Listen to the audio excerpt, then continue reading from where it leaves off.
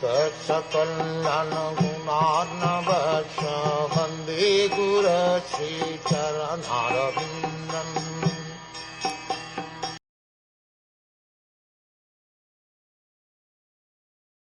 Present in the arena of sacrifice, Sati saw that there were no oblations for her husband, Lord Shiva.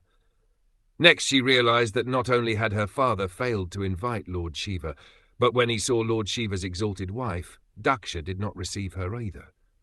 Thus she became greatly angry, so much so that she looked at her father as if she were going to burn him with her eyes.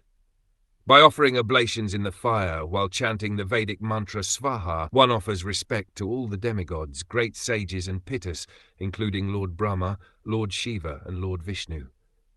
It is customary that Shiva is one of those who are offered respects, but Sati, while personally present in the arena, saw that the Brahmins did not utter the mantra offering oblations to Lord Shiva, Namah Shivaya Svaha. She was not sorry for herself, for she was ready to come to her father's house without being invited, but she wanted to see whether or not her husband was being respected. To see her relatives, her sisters and mother, was not so important.